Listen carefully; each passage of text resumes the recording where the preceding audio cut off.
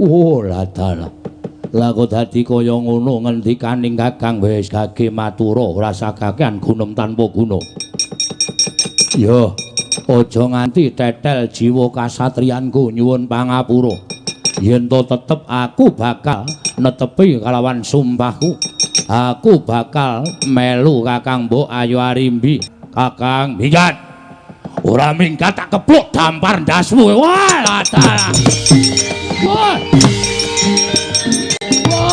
Piye kang janji kaya ngono iki piye aku megar aja gelut kaya ngene iki wis perkara kamungken wong sing ora seneng karo sedulur awake dhewe do keplok-keplok aku janjang ayo do rukun karo Kakang Brajamusti mesti gugu cangkeme durna kowe ketara kaya ngono kuwi ora apa wae. Ayo jangan aku wegah. Sik, kala Bendana. Aja nangis. Kudu tok pilih. Ya aku kok pilih aku tresna karo Kakang Brajamusti. Mula sing gece pangapunanmu ya Kang. Aku adimu. Minggato. Mumpung durung kumlawe tangane kadangmu tuwa. Ora minggat tibani tangan sigar dadi loro ndasmu. Woi! Penake luga aku tak luga.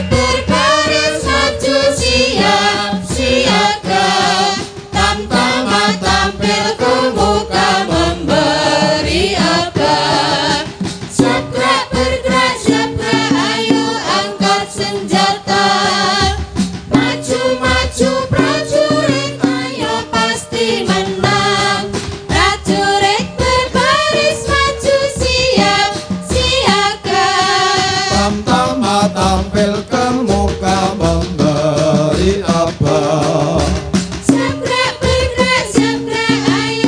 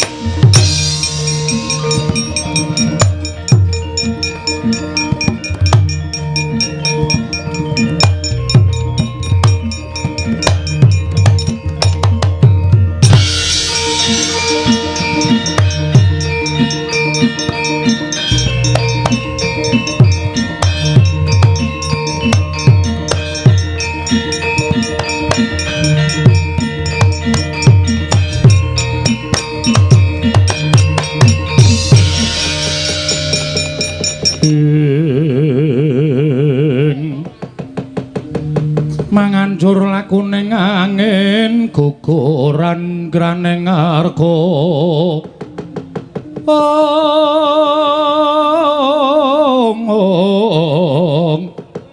guguran graning arga kura kurnita kagiri-giri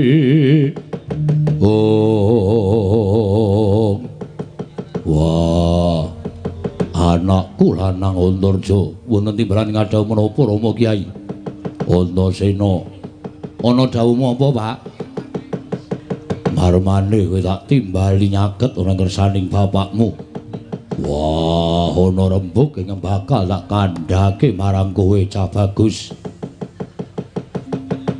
kejaba magepokan karo adimu Gatotkaca Antarja aku tak kandha karo kowe aja mbok anggap yen to wong tuamu kuwi pilih sih ing atase kowe anak mbarep nanging kowe ora tak dadekake ratu ning Pringgondani nanging Gatotkaca sing tak dadekke ratu aja pisan-pisan kowe ngluputke karo bapakmu aku ora melu-melu perkarane Gatotkaca jer Gatotkaca nampa triman saka mbokne ya kuwi Arimbi mula aja mbok anggap yen to bapakmu iki banjine banjiladan waktu dina iki ingkang gumana musik ana ing atine Werkudara bapakmu kowe bisa nampa marang lelakon iki luwe-luwe tumrap Werkudara kowe dadi bocah sing nggone opor bebek mentas awakmu dhewe menawi dados dawuhaken Paduka Kanjeng Rama badhe kula estakaken nyatanipun sekedhik kemawon kula boten wonten raos meri dhateng kadang kula ing Pringgondani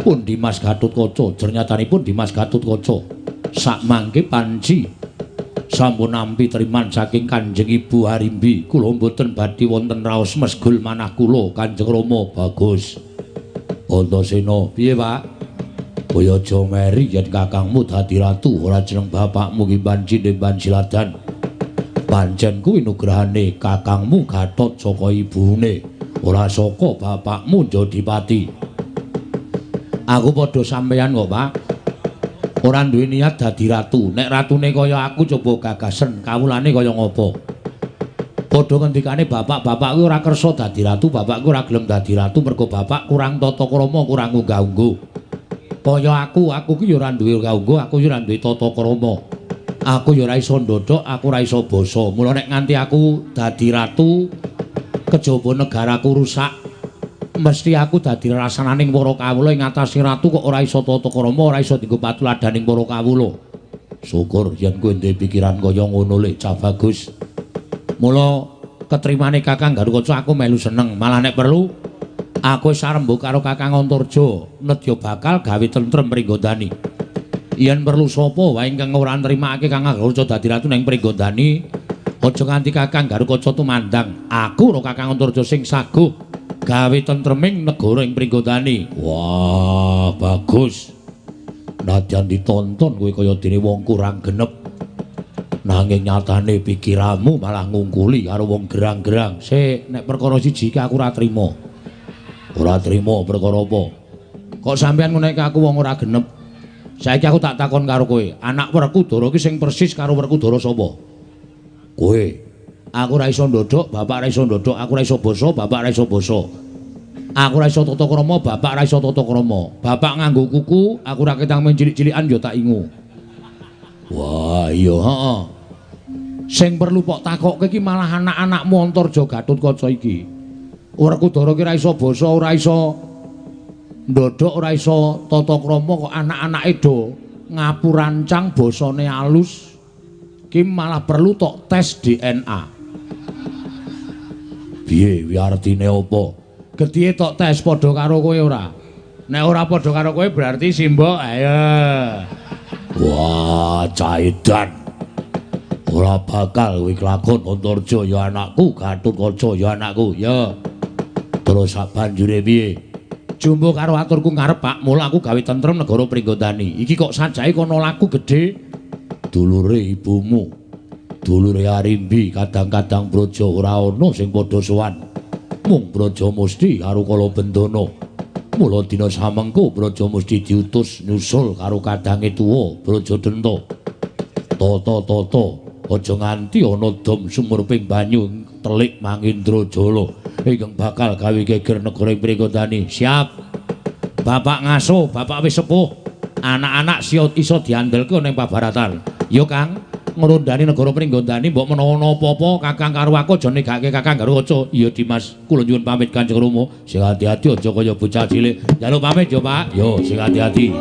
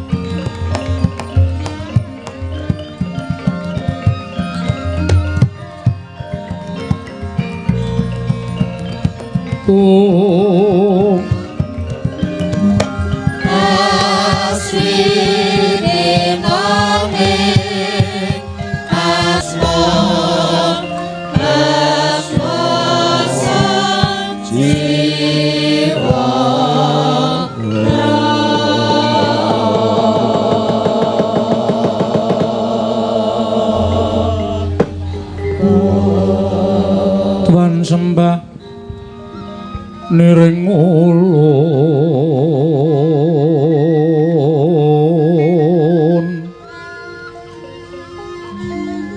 kapurba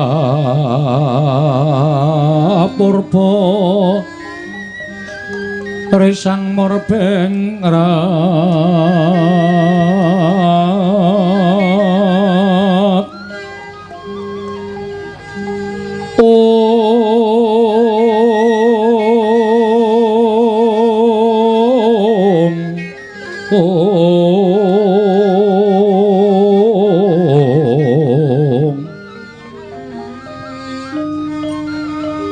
ing sahanane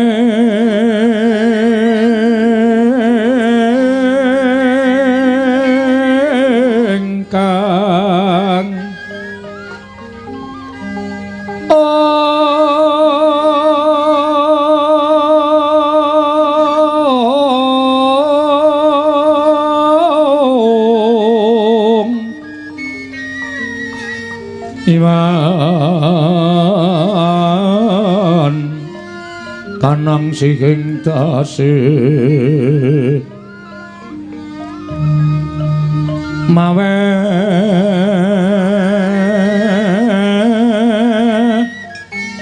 uga sawekung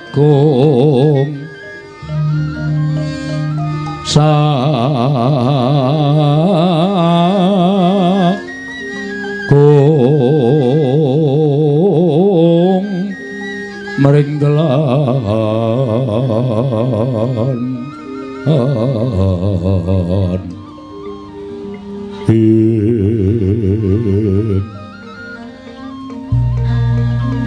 iwan kanang mamujwe ngori cengnayake ngret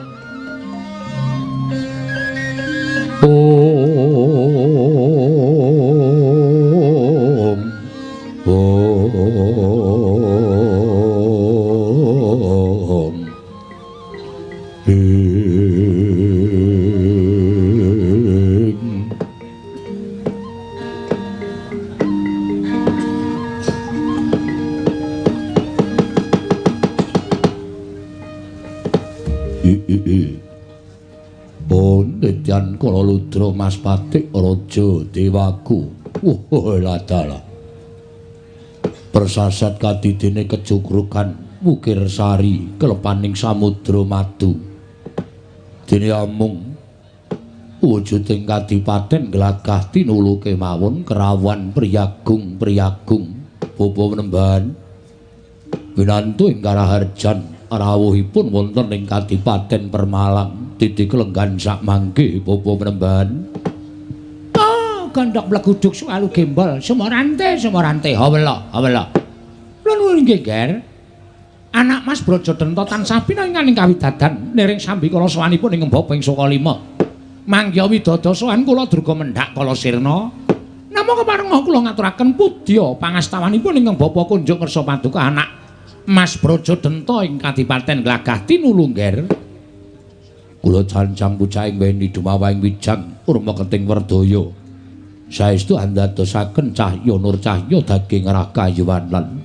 Mboten langkung kasekecakno anggen jengandika lenggah Bapa Penembahan. Oh inggih. Sampun boten kirang prayogi piswanipun ing Bapa ing Sukalima. Rekyanapati sengguni katuran Karaharjan rawuhipun. Widodane ring sambikala sowan kula, Nak Mas Brajadanta. Kula ngaturaken salam taklim kula kunjuk nggih. Kula tampi karya bombong raos ing manah. Mboten langkung kasekecakno anggen jengandika lenggah. Kula nuwun inggih sampun boten kirang prayogi piswanipun ingkang abdi ing kepatihan. Braja lamatan Braja Wikalpa prayoga nunggon ngadhep ngarsanipun Kakang. Kakang Adipati. Sampun boten kirang prayogi piswanipun ingkang rayi. Inggih Kakang Adipati sampun boten kirang prayogi. Anggen kula ngabiyantara ngersa paduka Kakang Adipati. Tatanen Prawadya Bala glagah tinulaja ngantun ingkang padha saur manuk. Jenengipun Kakang Nedya nyuwun priksa rawuhe Penembahan Durna lawan Paman Patih Sengguni. Kula sumanggaken ngersanipun Kakang Adipati. Bapa Penembahan janur gunung kadingaren dene paduka rawuh wonten ing Kadipaten ing Glagah Tinulu keparenga ingkang putra pun Brajadanta. Nyedha dawung nyadong dawuh timbalanipun paduka Bapa Penembahan Durna ing Sukalima. Penembahan sejatosipun mengaten nggih, Ger. Sowan kula menika netepi dhateng darmanipun tiyang sepuh. Jernyatanipun kula menika dipun tuwakaken, dipun sepuhaken wonten negari Ngastina. Monggo nyatanipun kula nuwun sewu nadyan kula menika asring-asring sowan wonten ing Kadipaten Glagah Tinulu. Nanging pangrengkuhipun ingkang Bapa ing Sukalima tumrap anak-anak kula para kadang braja menika sampun boten kula bentenaken. Persasat kula rengkuh kados putra wayah kula piyambak. Mila sampun satrepipun menawi kula jejeripun tiyang sepuh menika tuwi dhateng Karaharjan tuwin kawidadanipun anak-anak kula kadang braja. Matur sembah nuwun tanpa pepindhan. Dene dungkap angka kalih. Kula nuwun sewu lho, Nger. Estunipun sowan kula menika namung nyatakaken pawarta ingkang sampun sumebar warata saindenging jagat persasat jagat menika ngantos keberbeken dhateng ngumandhangipun pawarta menika kala wau. Pawarta menapa menemban? Lha nuwun sewu menapa kepara saestu bilih negaring Pringgondani sakmangke badhe jumenengaken Alendra Agung. Tegesipun sesembahanipun para kawula sak negaring Pringgondani. Menapa kepara saestu leres bilih ingkang mbakyipun Dewi Arimbi badhe jumenengaken ingkang putra pun Gatotkaca putu kula ing Pringgondani badhe jumeneng keprabon gumanti keprabonipun sawarga Prabu Arimba. Lha nuwun sewu menapa pawarta menika kepara saestu menapa namung kandhek wonten ing pawarta, Nger? Kula nuwun sewu. Upamiya kula matur ngersanipun Bapa Menemban. Warta ingkang sampun paduka mirengaken menika kepara saestu. Jejeripun tiyang sepuh namung jumureng mangayu bagya dene sampun dangu para kawula Pringgondani menika angadang wontenipun Alendra ingkang kesuwi dhateng para kawula dasih. Lan samangke badhe wonten jumenenganipun putu kula pun Gatotkaca menika. Oh, kula menika jejeripun tiyang sepuh namung jumurung dederek lan mangayu bagya jumenenganipun putu kula pun Gatotkaca. Menawi tetela mekaten apan kepara saestu. Bilih Kakang Mbok Ayu Arimbi badhe jumenengaken anak kula ing Pringgondanipun Gatotkaca. Jumeneng kepraboning Pringgondani Bapa Menemban. Lho, menawi ngaten leres nggih? Inggih, leres mekaten. Oh, syukur. Menawi ngaten cocok kalian pawarta. Tegesipun pawarta menika kala wau mboten namung kandhek wonten ing pawarta nanging kababar dados kasunyatan. Lha nuwun sewu.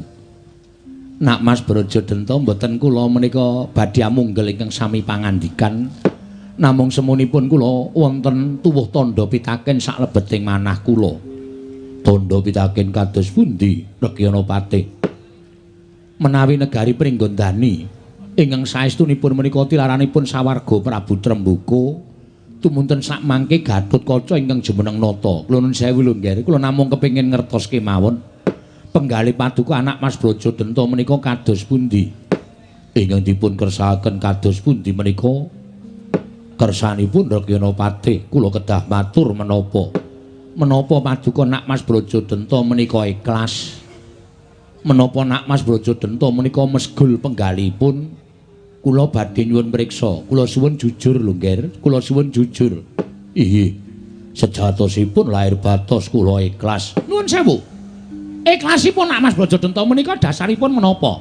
Sepisan kula menika ngrumaosi bilih gesang menika mboten badhe kabondo dhateng bondo donya. Gesang kula mboten kabondo dhateng derajat pangkat angka kalih. Kula sampun nate prasapa kaliyan Kakang Mbok Ayu Arimbi saksedanipun Prabu Trembuka utawi saksedanipun Kakang Arimba. Kula mboten badhe ngucik kepraboning Pringgondani. Sawetahipun negari Pringgondani kula pasrahaken dhateng Kakang Mbok Ayu Arimbi. Mila kula nuwun sewu Bapa Menemban. Wontenipun Brajadenta kados mekaten menika krana kula badhe antepi dhateng sumpah prasetyaning jiwa kasatriyan kula. Sampun ngantos tetel jiwa kasatriyanipun Brajadenta. Amung anggen kula nerak pacak nerajang perbatang, kula nerak dhateng sumpah kula piyambak. Ah, lole. Dados perkawisipun anggen paduka kabondo dhateng prasapa ingkang sampun nate paduka ngendikaken wonten ngajenganipun ingkang mbakipun Dewi Arimbi. Ih, kasinggihan mekaten. Kula nuwun sewu lho, Ger. Mboten nama kula badhe angojok-ojoki dhateng paduka menika mboten namung sejatosipun sowan kula menika namung ngleresaken barang ingkang bengkong. Beneraken barang ingkang luput. Ingkang luput ingkang wonten pundi? Ingkang bengkong mapan wonten ing pundi? Ingkang lepat tuwin bengkong menika pranatan negari yang Pringgondani. Pranatan ingkang kados pundi? Cobi kula aturi nyuwun piksa dhateng ing Paman Pun Patih Harya Sengguni. Ingkang sayekti pana babakan tata kaprajan. Nuwun sewu. Menawi wonten satunggiling Alendra ingkang sampun seda utawi sampun lengser keprabon, menika ateges ingkang jumeneng nata menika putra ingkang mijil pambayun. Nalika ingkang Rama Prabu Trembuka seda wonten ing perang pamuksa, tumunten ingkang jumeneng nata menika ingkang Raka Prabu Arimba menika sampun satrepipun. Lah, gesahipun wonten mriki niki. Gesahipun wonten mriki nalika Prabu Arimba sampun seda utawi sampun mampen wonten ing tepet suci, tumunten negari Pringgondani komplang dangu sangat anggenipun boten wonten Alendra. Dumadakan wonten pawarta bilih badhe jumeneng nata menika pun Gatotkaca. Kula nuwun sewu, menika pranatan saking pundi? Nyatanipun kula sampun pasrah kewajiban negari Pringgondani menika kalian Kakang Mbok Ayu Arimbi. Menika leres ning nuwun sewu. Menawi nuwun sewu wonten setunggiling putra Nalendra ingkang mijil pawestri, menika jatosipun boten gadahi hak tumrap kewajiban negari ing Pringgondani. Amargi menika sampun dipun serat dening para pinter, para nimpuna, para sujana sarjana ing budi ingkang sampun sami nyerat pranataning praja. Kedah ingkang nampi menika putra ingkang mijil jaler ingkang mijil pawestri menika boten gadahi hak warisan tumraping negari ing Pringgondani. Mangka ingkang Bayu menika mijil pawestri. Kula nuwun sewu. Mijil pawestri kok badhe angaka-akahi angkukup negari Pringgondani menika wewaton saking pundi, paratan saking pundi sepisan. Angka kalih.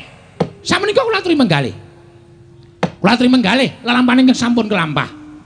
Lha nuwun sewu. Ingkang Rama menika sedanipun saking sinten? Kula nuwun sewu. Sedanipun Kanjeng Rama menika seda sambyuh wonten ing pabaratan. Nadyan Kanjeng Rama rumiyin ingkang seda nanging boten dangu tumuli Prabu Pandhu ginututi seda. Krana wontenipun peperangan ingkang sinebut pamuksa. Nuwun sewu, perang pamuksa menika boten linambaran gedhing keburu sengit. Nanging Prabu Trembukangipun kepingin njunjung derajatipun Prabu Pandhu. Kula nuwun sewu, menika nak namung reka dayanipun tiyang-tiyang ingkang sejatosipun boten kepingin Pringgondani lan Ngastina menika pisah. Namung saknyatanipun menika lho, seksi tama dumados ing perang pamuksa. Jalaran inggih Adipatih Harya Sengkuni menika ingkang mujudaken perang pamuksa. Nyatanipun Prabu Trembaka menika sanget-sanget anggadhahi raos gething keburu sengit dhateng Prabu Pandhu. Wekasan Prabu Pandhu nggih mekaten, nggadhahi raos boten remen kalian siswanipun Prabu Trembaka tumunten dados panca bakah. Mboten wonten jamak limrahipun ing atasipun perang kok tanpa linambaran rasa sengit menika boten badhe kelampah. Inggih. Menika kemawon. Lajeng ingkang angka kalih. Kula badhe nyuwun priksa, Prabu Arimba menika sedanipun saking sinten? Perang tanding kalian pun Bratasena. Nalika Kakang Mbok Ayu Arimbi badhe munggah-unggahi dhateng pun Raden Bratasena. Nuwun sewu, Prabu Trembaka sedanipun kalian Prabu Pandhu, ingkang Raka Prabu Arimba sedanipun kalian Bratasena. Menika cetha banget to, turas Pringgondani menika mboten saged rukun kalian turas Ngastina. Utawi turasipun Prabu Pandhu Dewayana. Nuwun sewu. Prabu Arimba kadang kula menika sedanipun ugi mboten linambaran raos gething keburu sengit. Menika ingkang ngendika sinten nggih kula tanyuwun prisa. Coba wonge kok ngadu arep karo Begawan Durna. Sing jeneng wong perang kok tanpa rasa gething keburu sengit menika mboten wonten kejaba ning perang Sendratari menika mboten. Ning nek perang tenanan kok tanpa nganggo rasa gething menika ora bakal kelakon. Mosok nyuduk kaya ming setengah-setengah, mosok nibani gata kaya ming setengah-setengah, nibani tumbak Jaya Aji Kawijayan kaya ming setengah-setengah. Menika mboten badhe kelampahan. Tertentu mboten badhe wonten dumawahing korban menawi perang menika mboten linambaran gething keburu sengit. Inggih.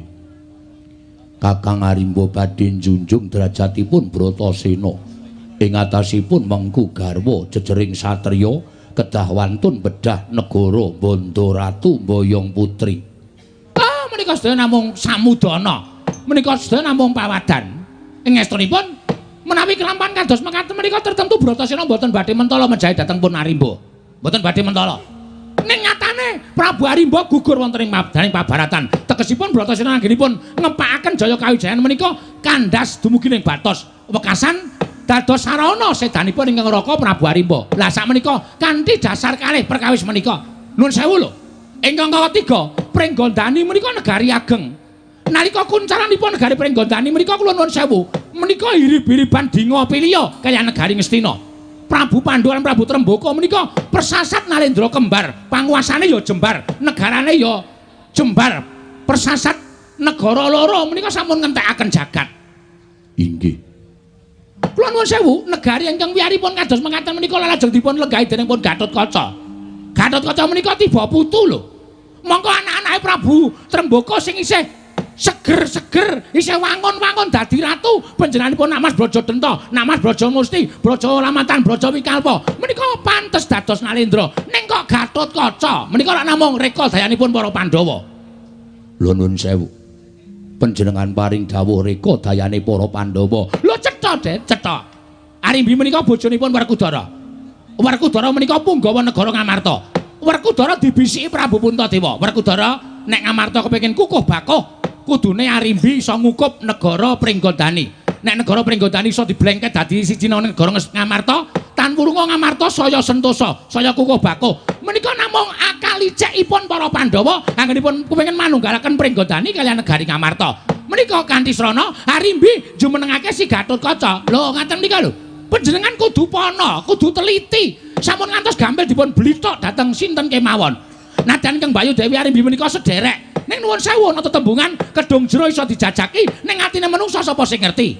Leres Lungger. Leres. Sampun ngantos panjenengan menika lajeng ikhlasaken kamukten. Kamukten menika saben tiyang ngupaya. Kamukten menika saben tiyang goleki.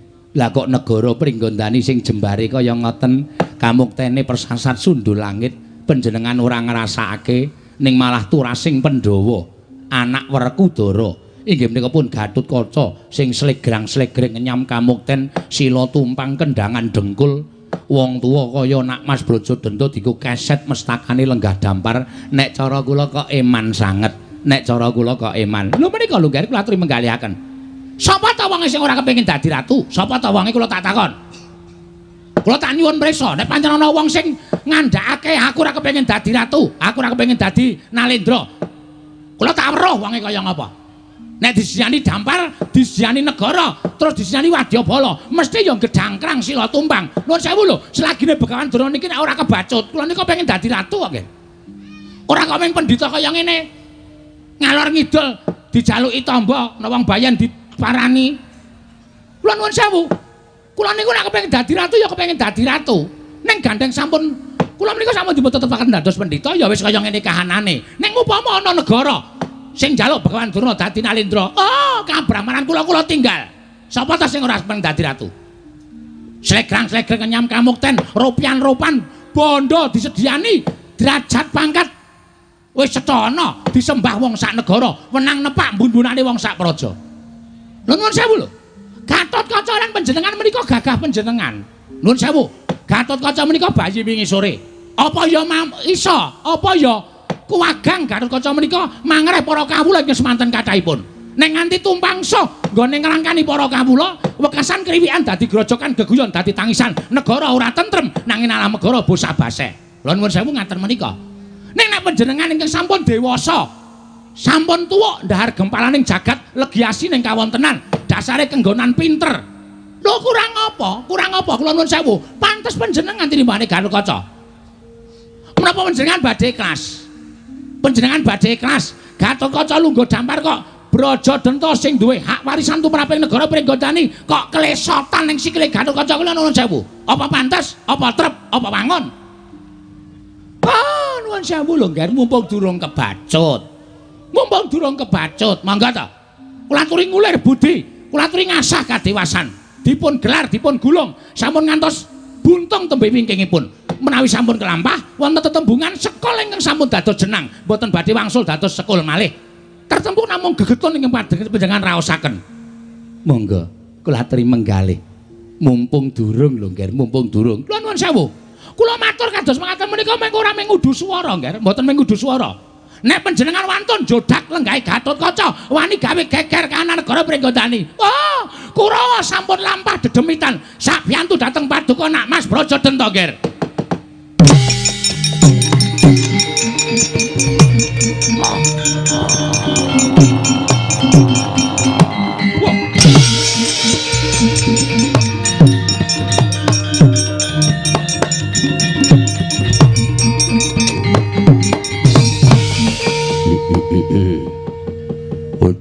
Bojleng iblis lanat padha cek-cekan. Wah, lagi tangi Brajadanta saka nggone turu. Pirang-pirang taun suwene. Matur nuwun Premban. Dene paduka sampun paring pangandikan ingkang kathah-kathah satemah saged ngengetaken dhateng kalimputing manah kula. Menika negarinipun tiyang sepuh kula Bapak Premban. Rama Prabu Trembuku lan Kakang Arimba boten satrepipun menawi Gatotkaca bayi wingi sore dakah-dakah mlungguh dampar keprabaning Pringgondani bebasan sedumuk bathuk sanyari bumi nadya namung sadumuk jembaring bathuk Nadan namung sak nyari jembaring bumi sapa wae kena lungguh dampar watun kekeset batange Brajadenta. Lah!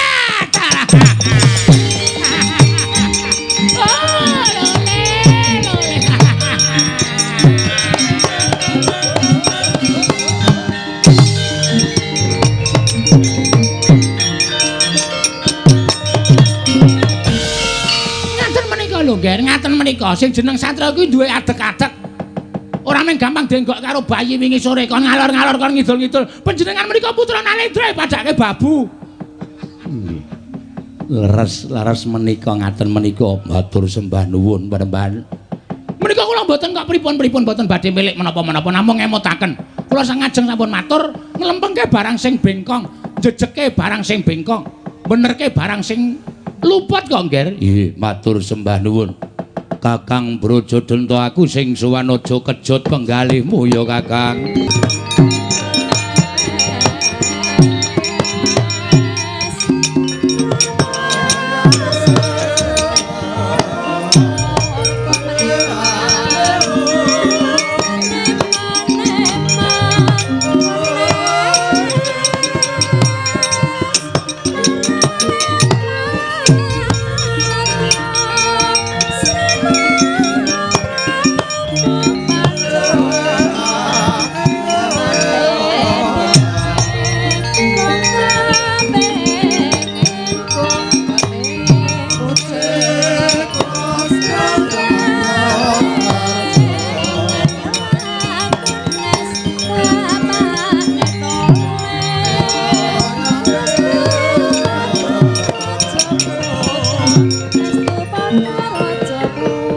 Pandhawa tata gati Wisraya sing nyama wingis-wingis tutuk mengolir gua sela mangling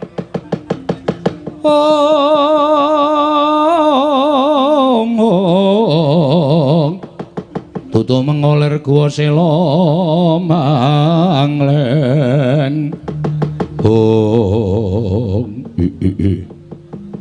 Adiku diadiku Braja Musti padha kanthi harja sapraptam pinayunganing kawidadan Kakang niring sambi kala sembahku kunjuk ya Kakang ya tak tampa prayoga nunggonmu ngadhep ngarsanipun Kakang ora kurang prayoga sowanku ana ing glagah tinulu kene Kakang kala bendana padha raharja Pengestune Kakang jaja-jaja srambet tekaku, Kang.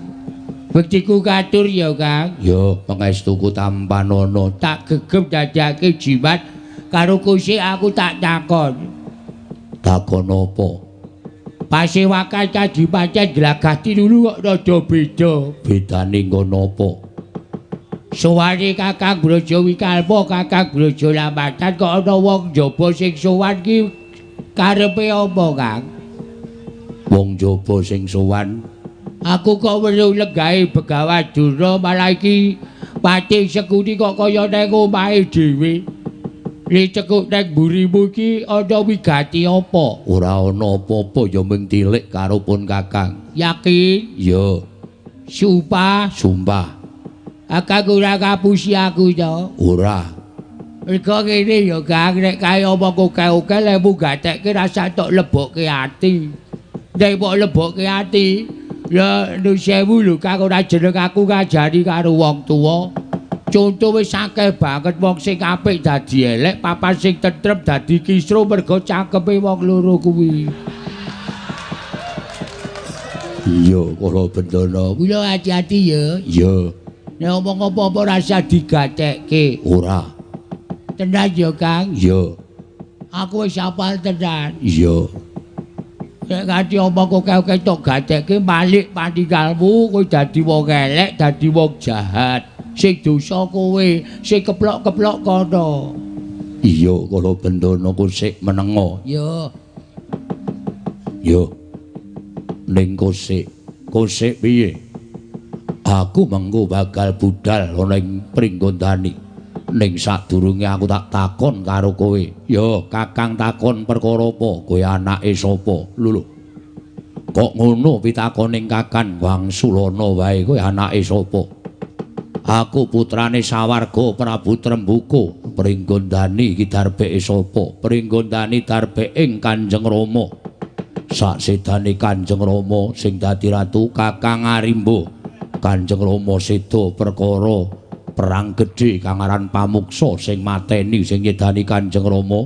Sinuwun Prabu Pandhu, kakangmu Arimba sing nyedani sapa? Raden Bratasena. Ola alien ning pikirmu.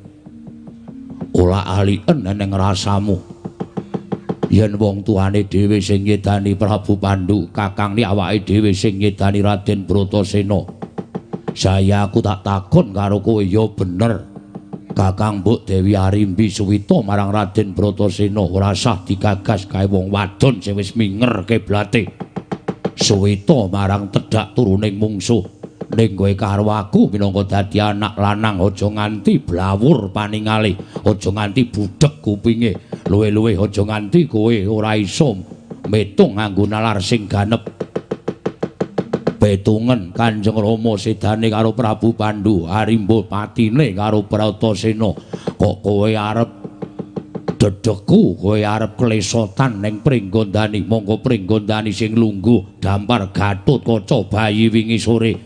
Gatotkaca anake Werkudara kuwi anake Kakang Mbok Ayu Arimbi sing metu saka putra sing tinemu wadon sing ora duwe kewajiban tumraping negara. Yen nganti ana walating Kanjeng Rama ingkang ora nrimakake negara Pringgondani dilenggahi Gatotkaca, sapa sing arep nampa, sapa sing arep ngrasake? Aja kutung pamikirmu kowe Brajamusti. Meleka tangiya, aja kesuwen nggonmu turu. Ayo bebarengan karo aku matur karo Kakang Mbok Ayu Arimbi yen Pringgondani aja dilungguhi Gatotkaca ning Brajadenta aja Brajamusti sing pantes lenggah dampar keprabaning Pringgondani cah bagus.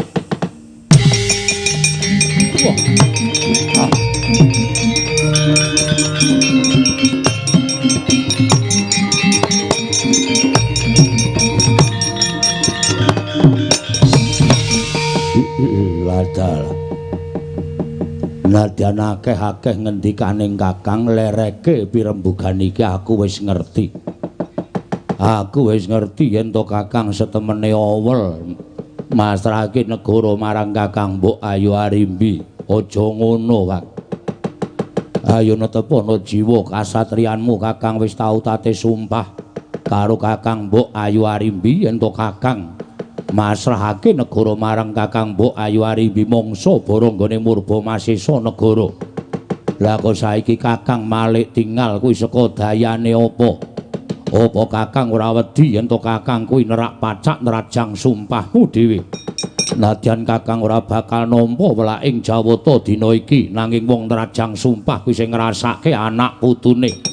Utawa nggone nyaur Kakang sesuk yen wis ngadhep ana pangawaning Wang Mahanasa, wis ngadhep ngersaning Gusti Kang Maha Suci, ora sah mejang kaya guru mulang kaya pendhita.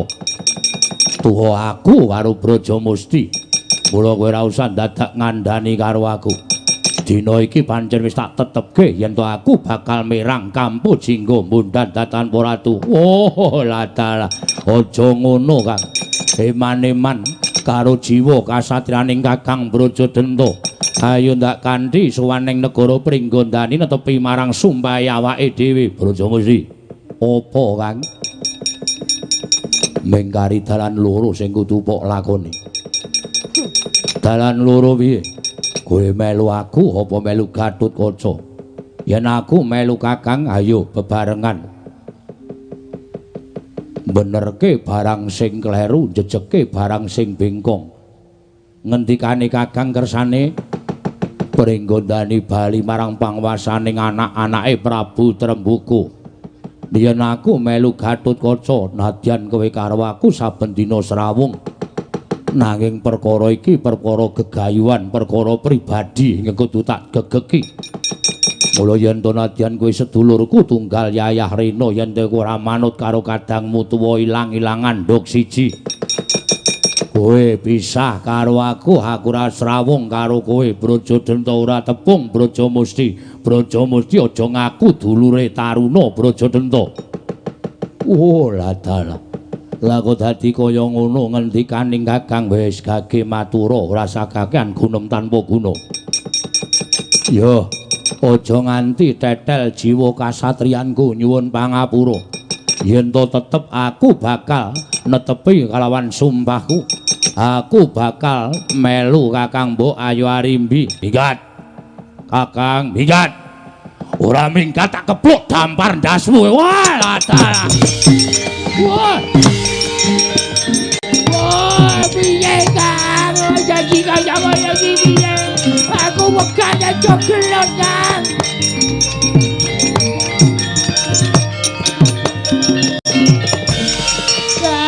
Iya Kang, Kakang Brajamu iki sedulurmu. Kakang Brajamu iki karo kowe iki sedulurmu sapa putrane Prabu Trembaka. Aja kaya ngono ya Kang. Aku megah aja gelut kaya ngene iki. Wis perkara kamukten. Wong sing ora seneng karo sedulure awake dhewe do keplok-keplok Kang. Aku mau jangan ayo. Ayo jarukon karo Kakang Brajamu iki. Mesti gugu cangkem edur nang kowe ketara kaya ngono kuwi. Ora apa wae. Ayo jangan aku wegah. Sik kala Bendana. Aja nangis. Kowe aja nangis. Aku nangis, aku kelangan sedulur-sedulurku, Kang. Kowe melu aku apa melu Brajamusti? Aku tresna Kakang. Raja Jeca, aku ya tresna Kakang Brajamusti. Kudu tok pilih salah sawiji. Kudu tok pilih. Ya aku kon pilih aku tresna karo Kakang Brajamusti. Mula sing gedhe pangapuramu ya Kang. Aku melu Kakang Brajamusti. Piye? Aku melu Kakang Brajamusti. Kowe melu Brajamusti? Oh, Kang. Minggat. Aku adikmu lho, Kang. Aku adikmu. Minggat to. Mumpung durung kumlawe tangane kadangmu tuwa. Ora minggat tak tibani tangan sigar dadi loro ndasmu. Woi, penake lunga aku tak lunga.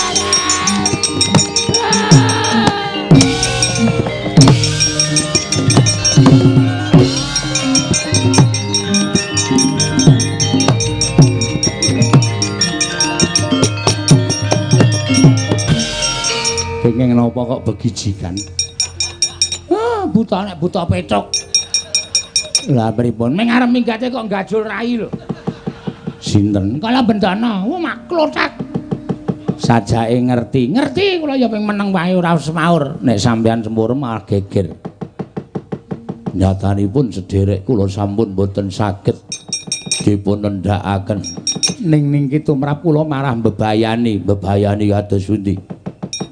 Ing ngrayi Raden Brajamusti kaliyan Kala Bendana mlajar kundur wonten Pringgondani. Kakang Dana, pripun Dewate? Nek Brajamusti mesti ora bakal adul-adul. Ning Kala Bendana mengke nek nganti adul-adul anak Mas Brajadenta merang kampuh jingga mboten purun teng negara Pringgondani merga teng Permalang teng Glagah Tinulu. Wonten Begawan Durna kali Pati Sengkuni kula kali sampeyan sing diinceng karo wong Pandhawa. Wah lah heeh. Wah pripun cocok ngendika sampeyan? Biar menawi panjenengan boten nungka ingkang rayipun Brajamusti wah menika mangke boten sae kedadosanipun lho, Ger. Ingkang rayi dipun tututi sampun ngantos wangsul dhateng negari yang Pringgondani, Ger. Brajamusti.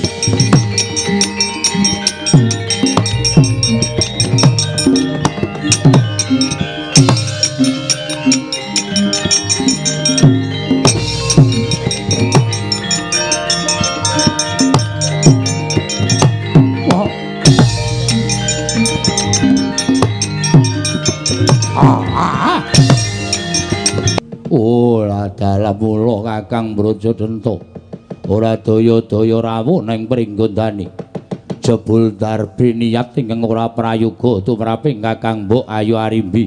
Oh lah dalah. Oh lah Kala Bendana kahananmu piye? Kang ayo bali wae Kang.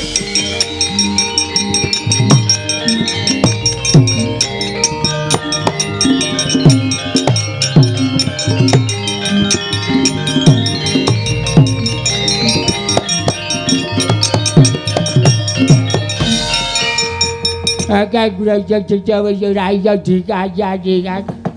Aku dhewe gumun. Lah kok dadi kaya ngono sipate Kakang Brajadanta iso malik tinggal kaya ngono kala Bendana. Wis merga menungsa loro kae mau. Sing jeneng Begawajana karo Pati Sekujina ora mungkin kelakon kaya ngono. Mergo aku apal pambekane Kakang Brajadanta. Piye Yayi apike? Matur Kakang Mbok Ayu Arimbi apa? Sing dumadi ora sandadak digawe-gawe Kang. Apa mutut diaturake Kakang Mbok Ayu Arimbi? Yo aku manut karo kowe Brajamusti. Brajamusti mandheg adhiku tak bagus.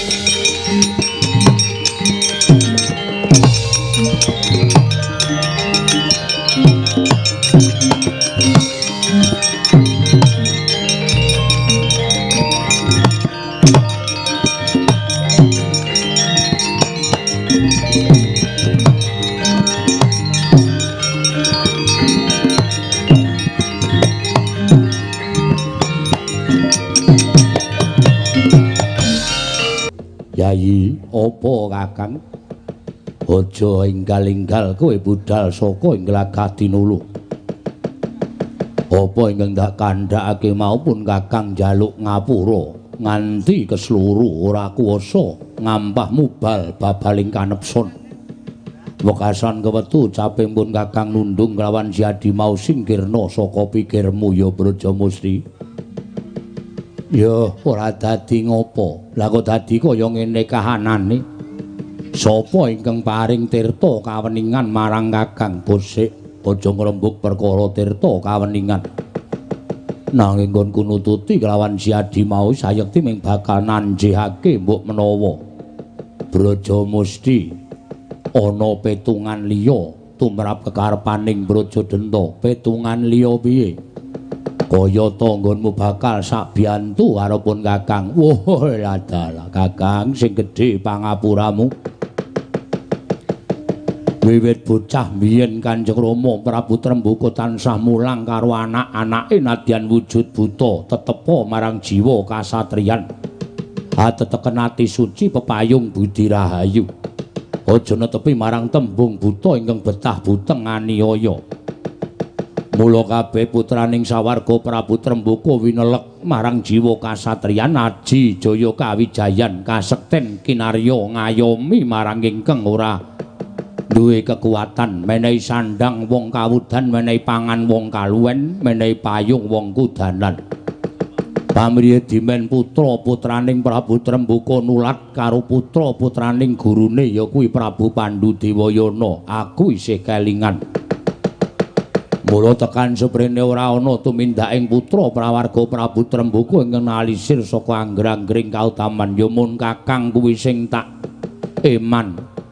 Dene nganti semono petunganing Kakang blereng marang bondo donya derajat pangkat lali marang sumpahmu dhewe. Monggo sumpah kuwi abot tumraping wong sing ngrasuk jiwa kasatriyan.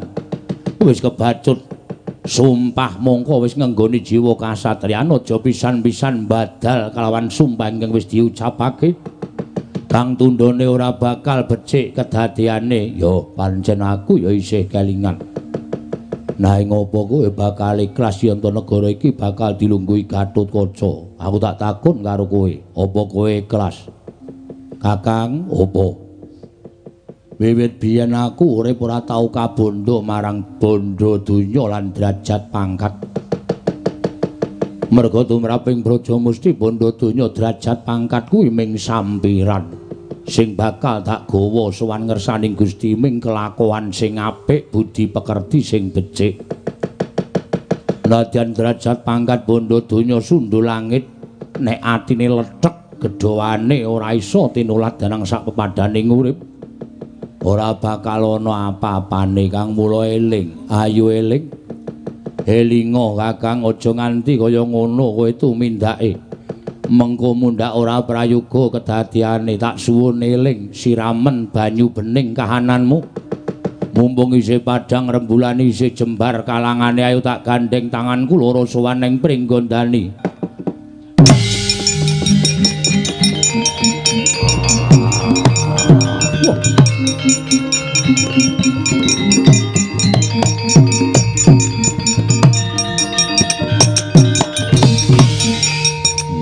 kaya guru mejang kaya pendhita. Pinter njara langit ora menang kawruhmu karo Brajadenti ora sandadak ngandani karo Brajadenta. Sing baku kowe gelem apa ora taunana windanana. Aku ora bakal manunggal karo Kakang Brajadenta yen Kakang isih kaya ngono. Iblis lanat.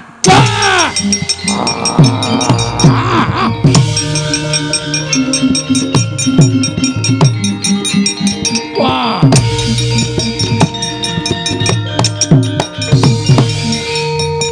Pancen wis kesasapan jiwaning iblis.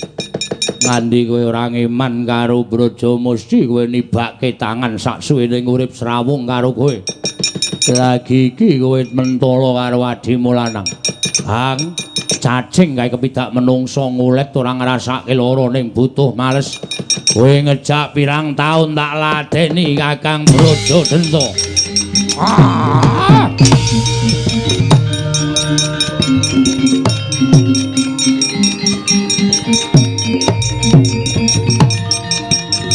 Wah!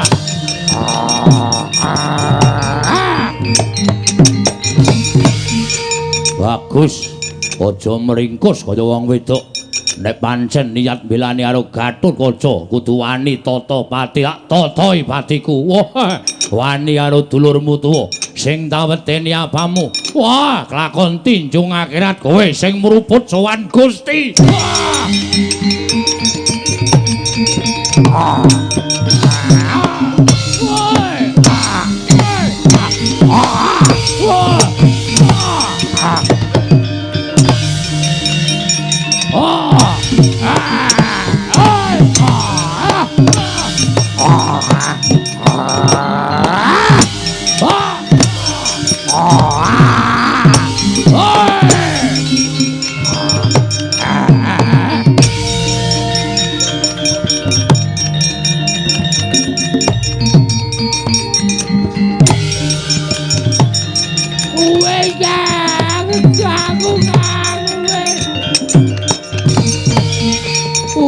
Kakangku megah nek kowe aja gelut sing do adu-adu karo kowe aja keblak-keblak sesek-sesekan wis aku mah aja lok pambeng tak tandangane aku ngerti nek kowe ora bakal kalah ora kaya ngene iki ayo bali matur Kakang Mbok Ayu Arifi wae Kang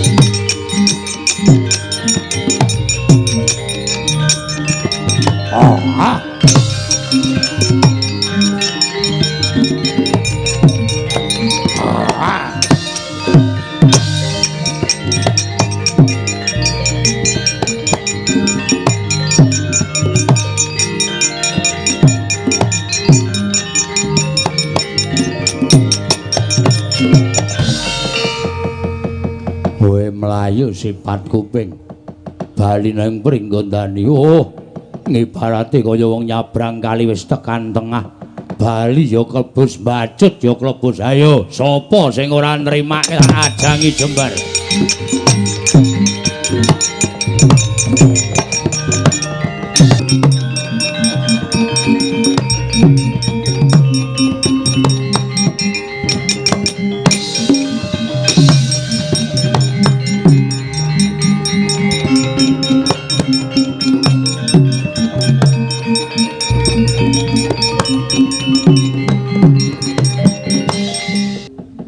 Paman Brajamusti inggih nggih. Kula nderek mangayu bagya sekadi jumurung dene paduka anak Mas Pringgondani sampun kepareng lenggah dampar. Kabukti Maryam Kalantaka mangambal-ambaling antariksa bilih negari Pringgondani sampun wonten jumenengan lenggahipun anak Prabu Gatotkaca. Ya Paman Brajamusti mung gawe kageting atiku dene rawuh mono ing negara Pringgondani ora bareng lawan Paman Brajadenta. Mugi andadosna ing kawuningan. Nggih nuwun sewu, kepareng kula munjo atur dhateng resanipun ingkang Ibu Kakang Mbok Ayu. Sewu-sewu kalabatanipun ingkang Rayi Tadah Wadana. Kula sampun sowan ngersanipun Kakang Brajadenta. Ewadene jebul mleset saking pengangen-angen Kakang Brajadenta mirang kampu jingga mbundhan Datanpa Ratu. mboten angaken lenggahipun ingkang putra pun Gatotkaca malah sak mangke nglepataken dhateng jengandika Kakang Mbok Ayu Arimbi sinenggo jengandika Kakang Mbok Ayu Arimbi menika sedherek ingkang mulang sarak muktekaken dhateng kulawarga nanging mentala dhateng turasipun Prabu Trembaka Kakang Mbok.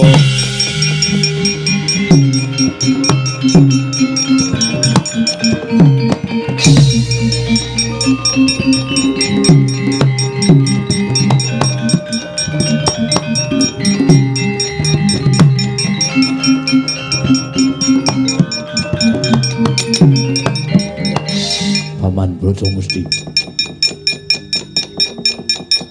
wonten dawuh Kanjeng Ibu awat-awatono. Wah.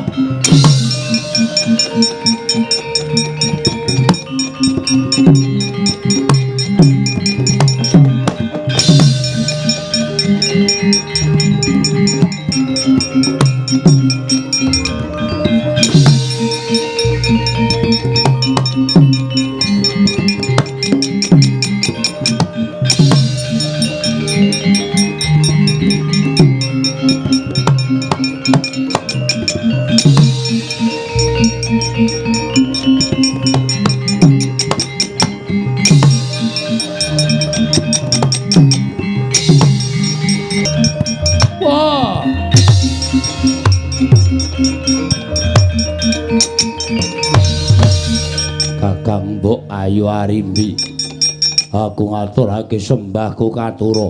Sembahmu ming mbok nggo abang-abang lambik. Kowe menungso ora tatanan kowe. Blereng marang kadonyan, blereng marang derajat lan pangkat. Nalika semono kowe ngucapake sumpah biya jembul sumpahmu mbok dilat dhewe. Kowe ngame-ame kamutan negara Pringgondani, yen pancen kepengin dadi ratu omong karo wong gerang. Ora ngrasani saka mburi kaya diapormu, wah.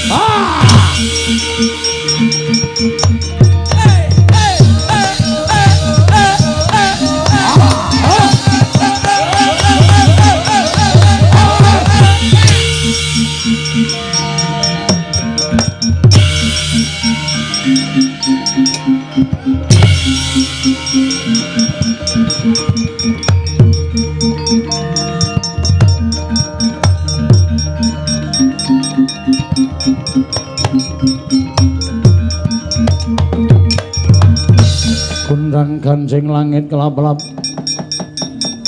katon lir kincanging risang mawe gandrung nuwun sewu nggih sampun ngirinten kula ngridu anggen jengandika mangsah yuda namung parenga munjatur ngersa padu kangge Gatotkaca. Nadyan panjenengan angetok dhateng kasudiran tuwin kasantikan boten badhe menang kaliyan Kang Paman Brajadenta. Lire kepiye Paman Brajamusti? Menawi kula cariyosaken saratri mangke boten wonten pedhotipun. Namung ingkang wigatos mugi keparenga kula sabiyantu dhateng jengandika carane piye? Kula manjing epek-epek jengandika ingkang sisih tengen. Mangke menawi wonten kalodhangan kula aturi ngeprukaken dhateng mestakanipun Kakang Brajadenta. Namung kula suwun menawi wonten lampahan ingkang aneh-aneh panjenengan angger Gatotkaca sampun getun keduwung nggih.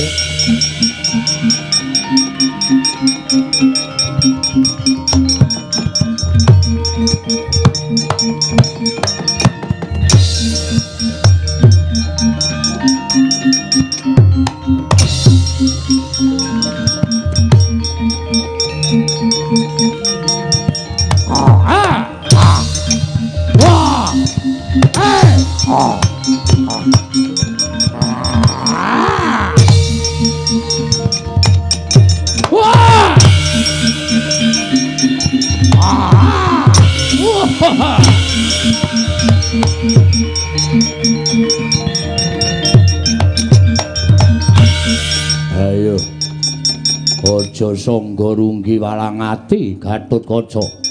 Anggepen aku kraman Pringgondani aku sirnakno. Ora bakal tak gawe macak. Mesti bakal tak sirnake. Wah, ladal. Gage patenono pamanmu glagah tinulu. Kocap kacarita. Nalika semanten den kepruk mawi asta ingkang kapanjingan Dian Brajamusti. Sirna Margalayu Sang Brajadenta sareng sampya kelawan Sang Brajamusti.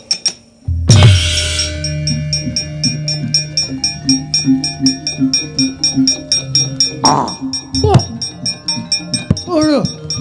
Ayo. Wah! Wah!